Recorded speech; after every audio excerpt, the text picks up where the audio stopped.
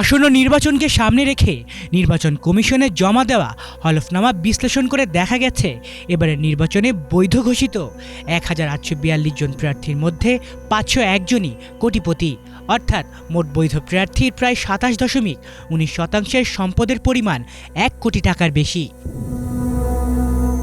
দলভিত্তিক হিসেবে কোটিপতি প্রার্থীর সংখ্যায় শীর্ষে রয়েছে বিএনপি।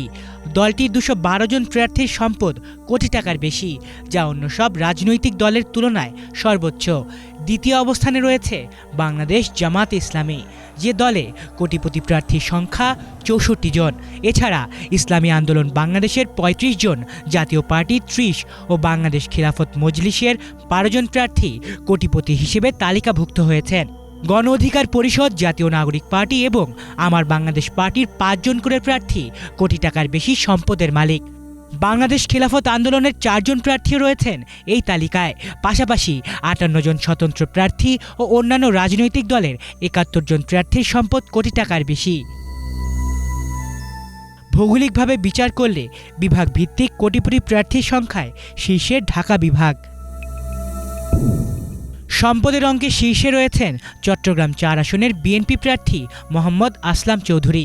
তার ঘোষিত সম্পদের পরিমাণ ৩৬৫,২৮,৮৩৬ টাকা। দ্বিতীয় অবস্থানে আছেন ব্রাহ্মণবাড়িয়া ১ আসনের স্বতন্ত্র প্রার্থী সৈয়দ এ.কে.এম. একরামুজ্জামান, যার সম্পদ ২৬৫,০২,২৯৫৭ টাকা। তৃতীয় সর্বোচ্চ সম্পদের মালিক কুমিল্লা ৮ আসনের বিএনপি প্রার্থী জাকারিয়া তাহের, যার সম্পদের পরিমাণ ২০৪,৬২,০৯,৪৩০ টাকা। এরপর লক্ষ্মীপুর ১ আসনের ইসলামী আন্দোলনের প্রার্থী মোহাম্মদ জাকির হোসেন পাটোয়ারি ও চাঁদপুর ৪ আসনের বিএনপি প্রার্থী মোহাম্মদ হারুনুর রশিদ রয়েছেন তালিকায়।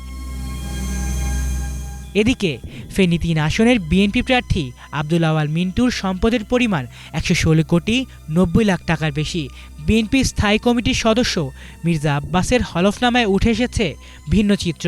তার হাতে নগদ অর্থ রয়েছে ৪.৫ কোটি টাকা, মোট সম্পদ ৫৩,১৬,০০,০০০ টাকা এবং তিনি আয়কর দিয়েছেন ৩,৫৫,৫০,০০০ টাকা। এই পরিসংখ্যান বলছে এবারের সংসদ নির্বাচনে কোটিপতি প্রার্থীদের উপস্থিতি আগের যে কোনো সময়ের তুলনায় বেশি। এদের কতজনকে জনগণ আগামী নির্বাচনে বিজয়ী করে সেটি এখন দেখার বিষয়। আলিফ চৌধুরী, বাংলা ভিশন।